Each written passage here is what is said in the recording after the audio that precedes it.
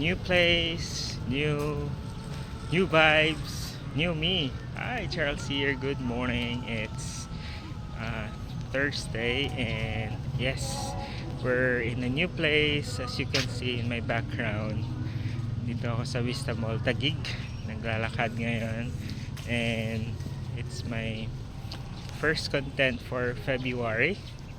And sabi ko rin kanina, it's a new place, new vibes, new me. So dito balik tayo sa buhay Maynila, yung magulong mundo, but I'm very excited sa mga mangyayari, and I pray na sana nga as I move into a new environment, new vibes, new blessings, parang I'm hopeful sa mga blessings na darating dito.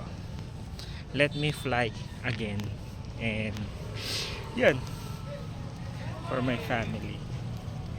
Annyeong mama.